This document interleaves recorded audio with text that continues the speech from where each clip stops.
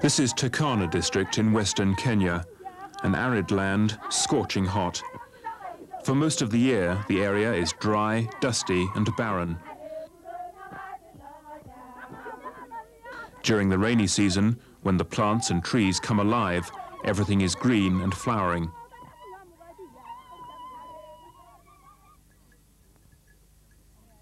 The Turkana people must live a semi-pastoral, nomadic life to survive in this harsh environment.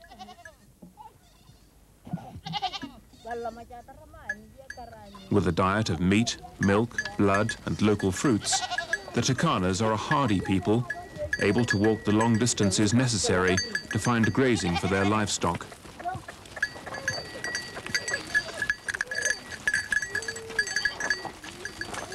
In addition to herding animals, Turkanas rely on food from hunting, fishing and even farming. During the rainy season, Helen Rionaku and her family temporarily settle in their traditional farming spot. There she plants a sorghum crop along a riverbed where water collects.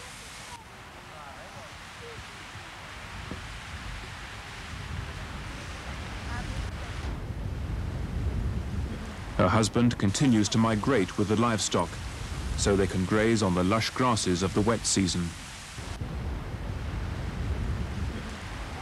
This delicate food production system is threatened during a drought. Droughts are common in the life of the Turkana people.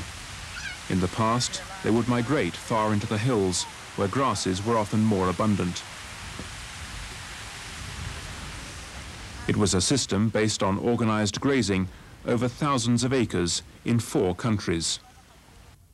But in the last several decades, civil strife in neighboring Sudan, Ethiopia and Uganda has restricted the Turkana's migrations. Now, during droughts, Turkanas have limited escape.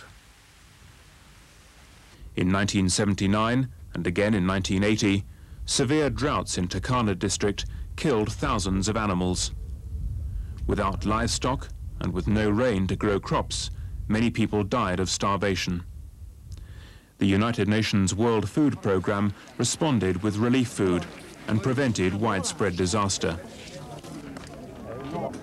Once the drought situation was under control, WFP and the government of Kenya realized the area needed a rehabilitation program. Eventually, this evolved into a disaster preparedness program to prevent future droughts from becoming famines. Droughts cannot be prevented, but starvation can. Instead of changing the Turkana's lifestyle, a program was designed to re-strengthen their traditional semi-pastoral life and provide the necessary infrastructure to allow relief food to reach the area during drought. The goal is to make the Turkana people self-sufficient during good rain years by helping them rebuild their herds and increase their rainy season sorghum yields. The Turkana's strong herds and crop surpluses will allow them to weather the next drought.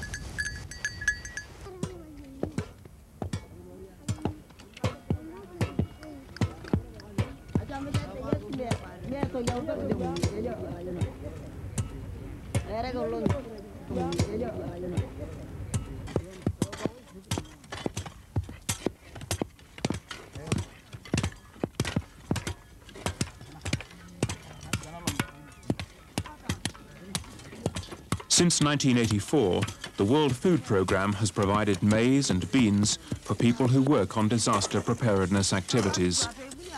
Food for Work groups build roads and airstrips so relief agencies can respond quickly with drought intervention measures.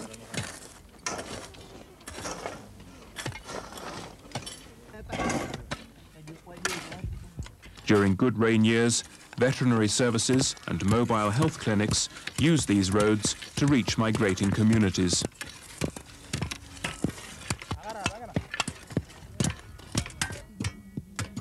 New trees, planted by Food for Work groups, help the Turkana's livestock, since they protect the topsoil from erosion, provide shade for the animals in the heat of the day, and produce nutritious seed pods, which the goats love to eat.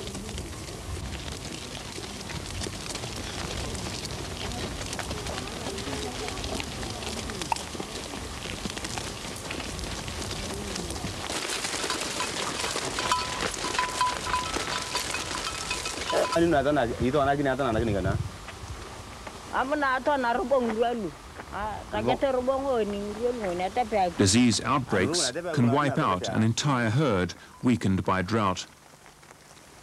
Young pastoralists are trained in basic animal health care and provided with funds to buy the necessary equipment and drugs.